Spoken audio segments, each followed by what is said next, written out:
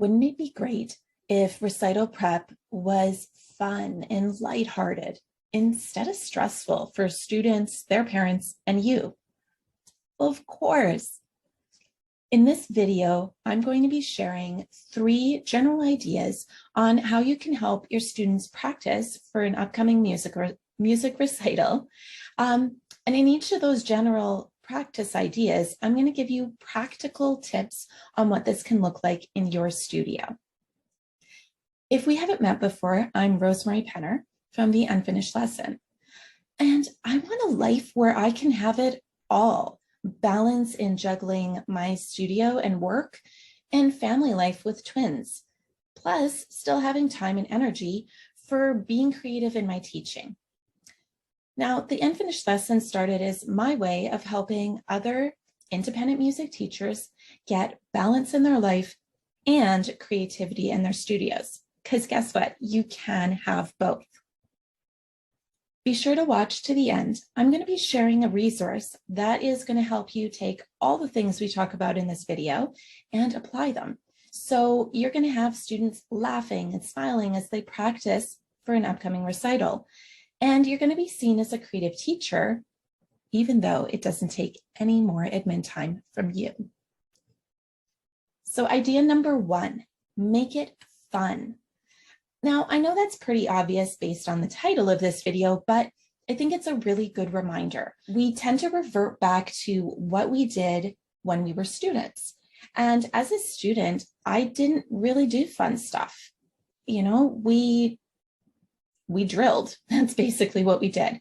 And it's not that my teachers were bad. They were incredible. But we just didn't have a full understanding of how our brains work and how the neural pathways work. And so now that we know more, and trust me, our students, if they go on to teach piano or other instruments, are going to know more about the brain than we do. But what we know now is that we need to mix it up. So let's make it fun. Here's a few ideas. 1, get family involved. Now, this could be everything ranging from mom and dad are listening while they're making dinner, or even better, that one of them is maybe sitting by the piano. So it mimics, oh my goodness, someone is sitting there and watching me play. It could be calling grandparents and just doing like a phone mini recital. Or one of their pets is sitting next to them. Or stuffed animals. As an adult, I developed performance anxiety. And so it was quite funny that even just grabbing my kids' stuffed animals and then having them in my peripheral vision worked in terms of it elevated my adrenaline levels as I was practicing and got me ready to perform in front of actual people. So yeah, it doesn't even have to be somebody that's breathing. You can just use stuffed animals as well. So that's another option. You could also, to make it fun, going back to animals here, is you could pretend to be an animal, or your student can pretend to be an animal. So for example, say they're really into kangaroos or they're really into dinosaurs. Well, how does that change how they play the song? How do the dynamics change? How does the articulation change? What about the range of where it's played on the piano? These are all things that your student can change, and they're going to have to know their song really well in order to do it. Idea number 2, make it practical. So again, I know this is kind of a Captain Obvious tip, but what usually trips up students? Now, let's leave aside students who haven't actually learned their song for the recital, okay? That's a whole different kettle of worms there. And so let's focus on if students have actually learned the song, what usually trips them up? Well, I mentioned it earlier, nerves. For some students, it's excitement, but really both of those come down to adrenaline, or that it's a different situation or a different piano. So in my late teens, early 20s, I actually played and performed quite a bit. And I was constantly playing on different pianos. And so I learned very quickly how to adapt. There was one piano, I had to play a particular note 4 times, almost every single measure in this particular song. And wouldn't you know, that's the note on the piano that played about 6 different pitches. So I had to, on the fly, I only had a chance to play through the song twice before I performed. I had to come up with a different plan that still made the song sound good.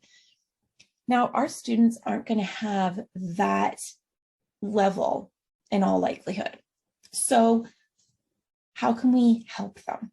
Well, if it's nerves or excitement, if it's the adrenaline, an idea is get them to race to the piano.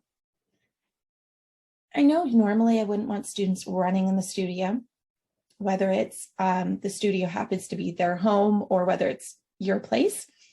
But I get them to stand on the other side of the room, run full tilt over to the piano, sit down, and then they have to take a deep breath in and out before they start playing. Now, this is something we want our students to do anyways.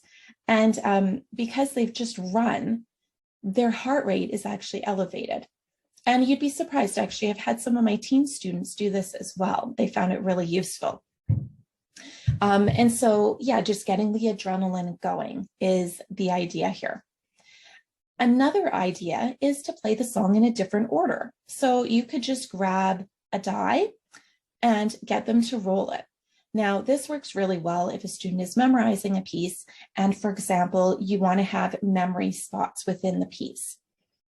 One of my students, he has an incredible ear, and I'm pretty sure he has perfect pitch. So he doesn't tend to have memory spots, and it's something we've had to work on. So this would work really well for him, that he has to be able to start in different spots. And here's the last idea. 5 ways recital prep. This is something I created for my students. My students tend to want to have a lot of choice. And frankly, that's my fault because I give them a lot of choice all year in everything from songs to activities to how their lessons go. And so this allows them to choose 5 activities on a PDF. And they love it. It means that they get to still have control over the practice time, both in lessons and outside of lessons. So if you're wanting to not really have to think about it, that's a good option. Idea number 3, make it a friendly challenge. And the key here is friendly. We can have friendly competitions and they don't have to make anybody feel bad. It all depends on how they're set up. So here's a few options. None of these are mandatory in my studio, but some students just need an external reward to move from, oh yeah, the recital is weeks away, to, oh right, I need to practice. And so it kind of helps them get past the procrastination. So here's the first idea. If your recital is happening close to spring break, you could do a surprise the teacher challenge. So in my studio, this is something that students, they just choose anything musical and they just surprise me with it on the first lesson after spring break. The reason this works so well is, again, they have choice and it can be whatever they want. Now, if our recital is pretty close to spring break, I go, well, maybe you could do some of this kind of stuff and surprise me with that. I mean, I'm not saying you are. And so, yeah, just putting a little idea in their head of how they could surprise you with their recital song is always a great idea. You could do a straight up practice challenge, full on with a leaderboard, and whoever participates, they earn extra points, they earn a prize, whatever it may be. And some students, they really thrive on this. I had one student, he did not really practice until all of a sudden a practice challenge happened and he was quite low on the leaderboard. And he went, oh man, I really wanted that. And so then he realized, oh, okay, I actually need to start practicing. So ironically, he practices now all because of a practice challenge. And that's what works for him. And lastly, the last option in terms of making it a friendly challenge, if you've got the 5 ways, the recital prep activities, I've also done it that I've given extra points to students that they participate in getting as many of those done as they can. And there's extra points, or you could do an extra prize for the student that completes the most of them. There are 20 of them. So If they're doing all of them, they're going to be really prepared for the recital. All right, so as promised, here's a recital prep resource that's going to help you take the tips from this video and help your students practice for the recital without extra admin work for you. Because I get it, putting on a recital, there's a long list of things you need to get done. You don't need more on your to-do list. So you might have guessed what it is. 5 ways recital prep activities. So this is, again, the resource I created for my students to give them lots of different opportunities and ways to practice for their recital pieces. You have 20 activities to choose from, and I'm going to make sure that the link is in the description below. And that way you can access it if you'd like to just have that extra admin work taken off your plate. You're not going to want to miss out on this series on everything recitals. We've taken a look already at how to help our students, and we're going to be moving into how do we get ourselves prepared for the recital, kind of more the admin side of it. Be sure to hit the subscribe button so that you don't miss out on them.